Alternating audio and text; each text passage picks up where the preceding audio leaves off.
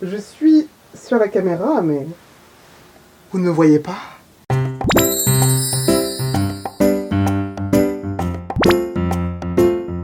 Coucou tout le monde, c'est Mélodie et bienvenue dans cette nouvelle vidéo. Aujourd'hui, je vais vous parler d'une de mes passions, ma thérapie quand ça va mal. Je veux bien sûr parler de la mode japonaise. Je voulais particulièrement vous présenter une de mes marques préférées parce qu'il y en a plein et c'est vraiment cette marque où je commande le plus souvent, le plus régulièrement, et surtout d'un concept particulier que cette marque a et pas d'autres marques. Dear My Love est une marque de prêt-à-porter japonaise qui fait partie du groupe Yume Tembo. La devise de Dear My Love est une marque pour les filles qui veulent se sentir toujours mignonnes. Et c'est vrai, ils ont des articles très mignons. Contrairement à d'autres marques, il y a uniquement une boutique en ligne. Ce qui est bien chez Dear My Love, et j'ai déjà dû le dire dans mes unboxings, on trouve du S jusqu'au double L, donc c'est une révolution entre guillemets. Je sais qu'il y a une marque de prêt-à-porter qui s'appelle Avail, qui fait aussi plusieurs marques qui va jusqu'au 4L il me semble. Sauf que eux n'ont pas de shop en ligne malheureusement. Mais au sein de Dear My Love, il y a aussi deux autres enseignes. La première s'appelle Dear My Rose. Du coup on va tomber sur des vêtements un peu plus élégants, un peu plus mignons, mais plutôt simples. Très casual, très simple. Et ensuite la nouvelle marque qui va débuter le 7 octobre s'appelle Dear My Whip. Du coup, cette marque sera exclusivement pour les filles un peu rondes. Du coup, il y aura du 3L jusqu'au 5L. Du coup, ce que j'aime bien chez cette marque, c'est qu'ils proposent toujours des pièces de vêtements au cours de la mode qui suit les tendances au Japon. Et ensuite, vraiment, le choix de taille, c'est vraiment, je trouve ça magique parce que ça pousse vraiment, ça encourage vraiment tout le monde à pouvoir s'habiller comme il le souhaite et c'est trop bien. Le troisième point super important, et c'est pour ça que j'ai fait cette vidéo aujourd'hui, c'est que chaque année, ils organisent un concours de design de vêtements. Ce concours consiste à sélectionner des designs de n'importe qui, pour ensuite créer le vêtement en vrai et le commercialiser. Et du coup, pour y participer, c'est très simple. Dans un premier temps, il faut dessiner son croquis et le poster sur Instagram en utilisant le bon hashtag. Étape numéro 2, la sélection. Si vous êtes sélectionné, Dear My Love uploadera sur leur compte Instagram, une fois de plus, toutes les designs qu'ils ont sélectionnés. Et ensuite, pour les 5 finalistes, verront leur design commercialisé et réalisé en vrai. Mais attention, hein, la quantité est très limitée, il n'y a pas de restock possible. Quand c'est fini, c'est fini. Et c'est un des points négatifs de la marque, c'est que malheureusement, les restocks sont très rares. La première pièce que je vais vous présenter, elle date du concours numéro 2 de Dear My Love. Et du coup, la personne qui a designé ce costume s'appelle Oryo-san. Même si son contenu est inactif, n'hésitez pas à aller mettre des likes sur son design. Et du coup, je vais vous montrer. Tada!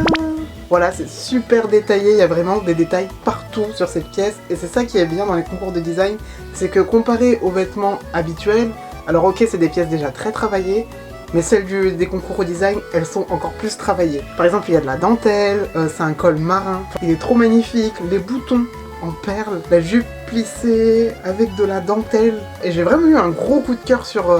dès le début, il me semble, dès le début du concours, j'ai vu, et je me suis dit, celle-là, je la veux. Ah oui, ce qui est bien, c'est qu'il y a les épaules dénudées, du coup, pour de la mi-saison, c'est parfait. Et bien sûr, mes couleurs du moment, c'est le rose et le noir. Je porte beaucoup de rose et noir, donc... c'est très à la mode au Japon en ce moment, les combinaisons de vêtements rose et noir, parce qu'il y a le mouvement Jirai Joshi. Si ça vous intéresse, je pourrais éventuellement faire une vidéo sur les tendances un peu de mode qu'il y a en ce moment au Japon, parce que on est très loin de l'image que vous pouvez avoir du Sweet Lolita partout dans la rue, hein.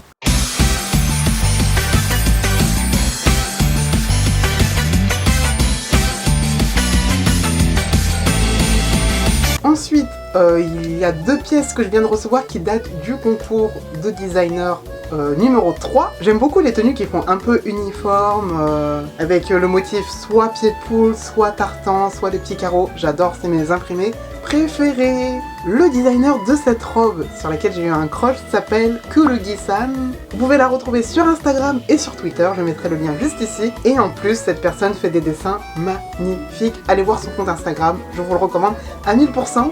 Tada! Regardez comment c'est trop beau! Alors, pour l'anecdote, à la base, je voulais le coloris rose, mais quand j'ai commandé, c'était trop tard. Il restait plus que le gris comme ça, et il n'y avait même plus de noir. Un petit nœud. On a aussi une fausse chemise, donc c'est une robe, c'est une seule pièce, bien mais c'est cousu à l'intérieur. On a les petites manches avec un revers et le détail du bouton, et le dos, j'aime beaucoup cette espèce de petite queue de pie rajoutée là, trop mignonne avec des froufrous.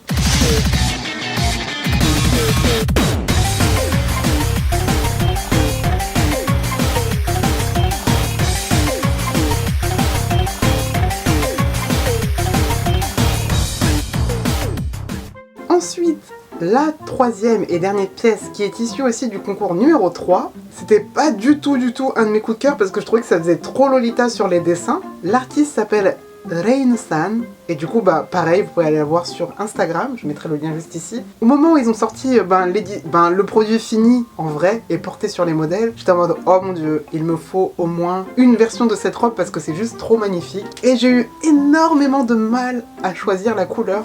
J'arrêtais pas de demander à mes proches vous préférez quelle couleur. Et tout le monde me donnait une couleur différente. Du coup, moi, au final, je ne savais pas quoi choisir. Du coup, j'ai pris la noire et rose. Tadam! Du coup, je trouve ça, c'est trop mignon. Trop... Je sais pas comment expliquer, ça fait très léger, très élégant. Donc là, on a un petit col Claudine avec des rubans, dentelle. Tout en dentelle, la partie du haut. Du coup, mi-saison, pareil. Automne ou printemps, je trouve que ça passe très bien. Peut-être un peu plus pour l'automne, mais après, vous faites ce que vous voulez. Il n'y a pas de saison pour porter des vêtements. Il suffit juste d'adapter ses vêtements à la saison, et non l'inverse. Et le bas de la jupe, en fait, c'est une espèce de tulle et il y a une doublure. Voilà, c'est du tissu hyper épais en dessous, donc on n'a pas froid aux jambes, comme ça. Et en bas, ce que j'aimais le plus, c'est les petites perles ajoutées sur le bas de la robe, avec les petits nœuds. Je trouvais ça trop mignon, je me suis dit, oh non, je la veux. Et encore une fois, noir et rose, parce que j'adore le noir et rose.